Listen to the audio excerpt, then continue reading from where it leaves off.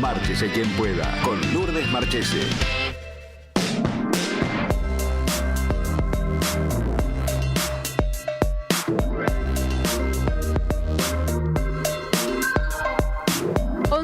.03 de la mañana, aquí estamos en Márchese quien pueda hasta las 12 del mediodía, pero como yo les decía al comienzo de este programa, en el día de ayer el Senado, después de mucho tiempo de haberlo tratado, porque la verdad que el gobierno nacional el año pasado, para esta fecha aproximadamente, en realidad fue en marzo del año pasado, el presidente Javier Milei había decidido que quería para la Corte Suprema a Manuel García Mansilla y Ariel Lijo. Se llevaron a cabo todos los procedimientos habidos y por haber que hacen justamente a la elección de un juez para la Corte Suprema.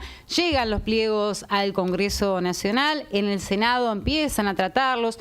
Llegó a haber un dictamen en comisión para aprobar el pliego de Ariel Lijo y se seguían tratando. No pasó nada en las ordinarias, luego en extraordinarias vuelven a incluir los pliegos, tampoco se llega a ningún acuerdo. En el mientras tanto, entre que fue el término de las extraordinarias y el inicio de las sesiones de este año, el presidente Javier Milei, por decreto 137, decide que la Corte Suprema de Justicia no podía seguir funcionando con 3 miembros, por lo cual designa a Manuel García Mansilla y Ariel Lijo. ¿Qué pasó? En el día de ayer, el Congreso de la Nación, el Senado más precisamente, decidió rechazar los 2 pliegos.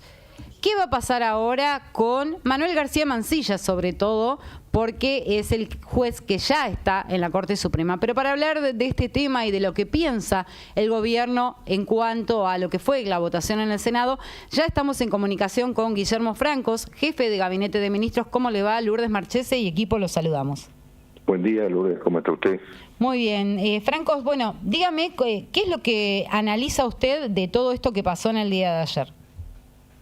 Bueno, era bastante previsible que iba a pasar eso, ¿no? No teníamos la expectativa de que los pliegos fueran aprobados como venía sucediéndose los hechos. Por eso, como usted lo hizo un resumen perfecto de lo que pasó, ¿no? Durante este periodo desde que el presidente presentó los pliegos de ambos candidatos propuestos para la Corte. Claramente el Senado tiene su potestad de rechazarlo. Lo que tal vez no debiera pasar es que se haga este manejo político que desvirtúa la norma de la Constitución, como es pasar un año sin aceptar o rechazar la propuesta, ¿no? Yo creo que esto debió hacerse con mucha anticipación, de manera de poder analizar las circunstancias y ver de qué forma podía avanzarse en completar los miembros de la Corte. El presidente lo hizo por decreto porque no tenía una respuesta del Senado de la Nación. Ahora hay una respuesta del Senado de la Nación rechazando los pliegos, salvo que hay un juez que está designado por decreto en comisión, conforme a las normas de la Constitución, y su nombramiento rige hasta el 30 de noviembre, de manera que el juez Lijo, que también fue designado, aparentemente no va a asumir porque no le fue aceptada su licencia. Exacto. Con lo cual estamos en una situación que el presidente deberá resolver hacia adelante en función de que tiene un cargo que estaría vacante si es que el juez Lijo no puede jurar. Digamos, claro, ¿no? porque él ya dijo, Lijo dijo, no voy a renunciar para asumir en comisión porque sé que es un cargo que dura hasta el 30 de noviembre. Exacto. Y obviamente ahora con el rechazo del pliego creo que mucho menos. Le consulto, porque en el día de ayer, posterior a esto, un juez de La Plata, el juez federal Ramos Padilla, dictó una medida cautelar. Él había dicho, yo voy a esperar al día 3, voy a diferir mi resolución en la causa Cepis, diciendo, cuando vote el Congreso, después yo tomaré las medidas que tenga que tomar. Fue inmediato, o sea, se ve que ya estaba escrita la resolución y faltaba firmarla nada más y mandar las cédulas de notificación, pero inmediatamente lo que hace es hacer lugar a una medida cautelar y decirle al juez García Mansilla que se abstenga de entender en las causas que tenga a partir de ahora por 3 meses. ¿Qué cree usted? A ver, la verdad que no sé qué tienen que ver los 3 meses, pero más no leí el fallo, ¿no? Por supuesto. pero más allá de las medidas jurisdiccionales que toma el juez de primera instancia, que tiene además connotaciones políticas personales que están bastante claras, sí. Yo creo que no es razonable que un juez de primera instancia interponga una medida de este tipo contra no contra un magistrado solamente de la Corte Suprema, sino contra una resolución de la Corte Suprema que le tomó juramento al doctor García Mansilla, con lo cual decretó la validez de su designación en términos constitucionales. Y el tribunal que resuelve los temas constitucionales en última instancia siempre es la Corte Suprema. Correcto. Con lo cual la resolución de un juez en este sentido carece de lógica, ¿no? Uh-huh. Ahora, ¿tuvieron posibilidad de hablar con García Mansilla después del rechazo de los pliegos?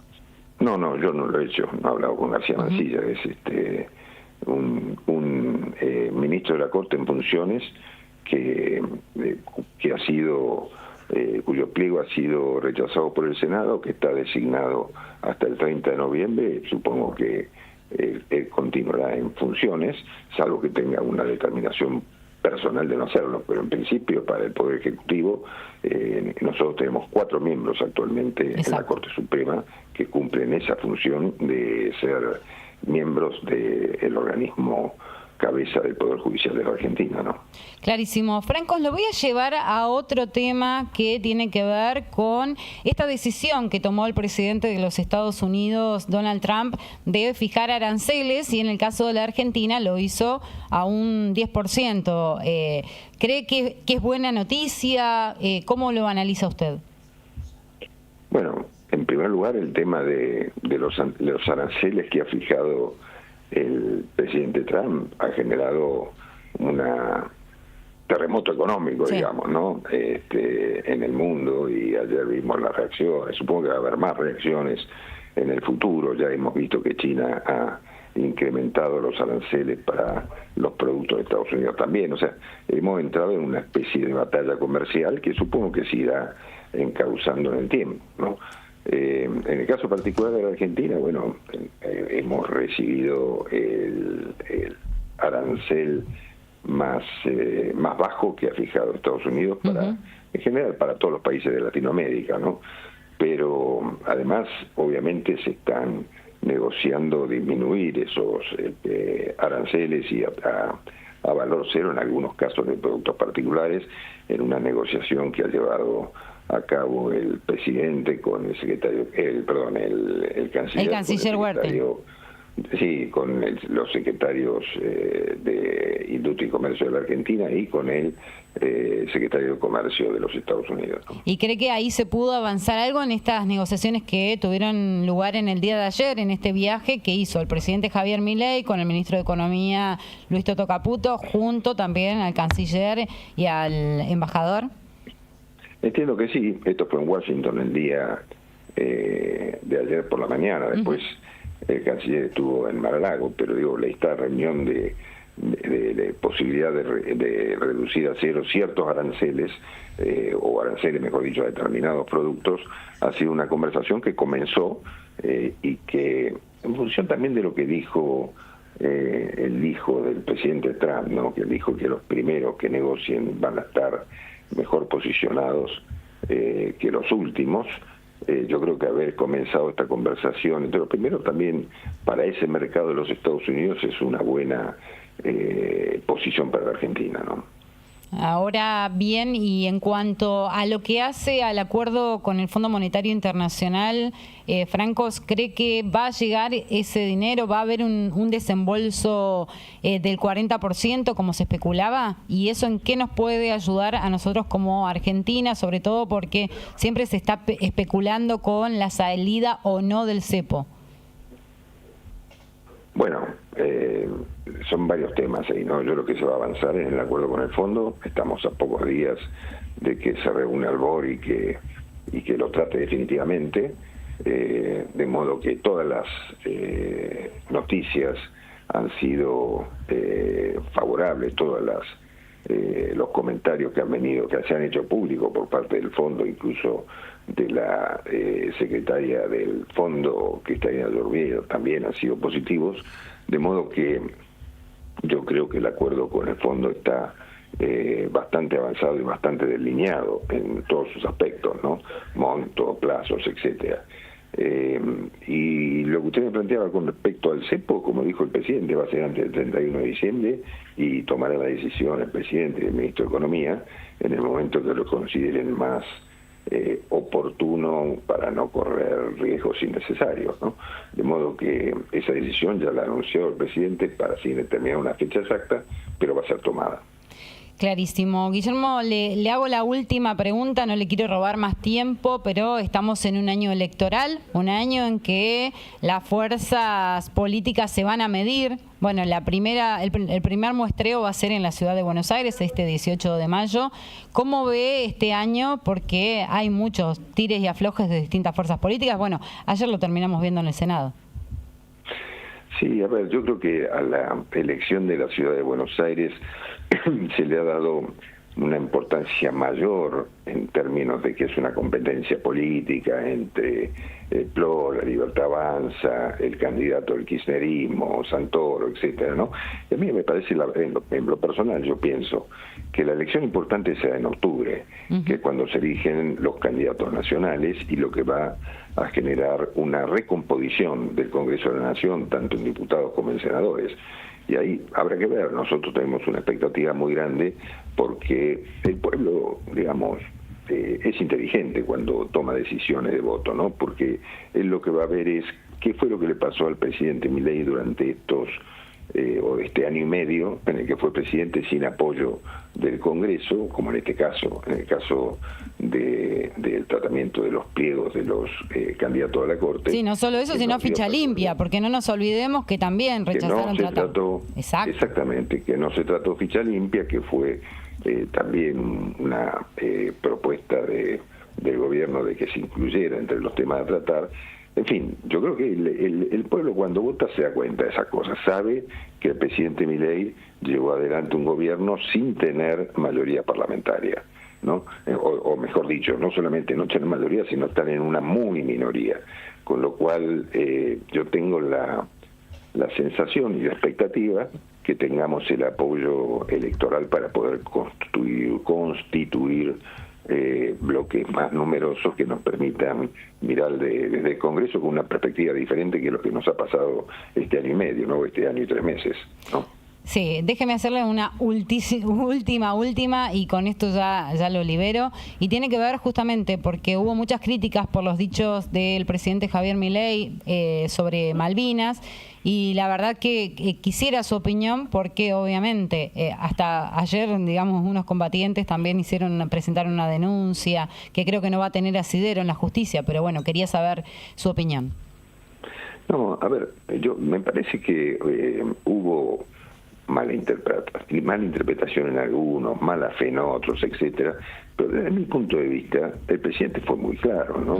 El presidente lo que dijo es: nunca vamos a desistir en los derechos irrenunciables que tenemos como argentinos por la soberanía en las Islas Malvinas, por un lado.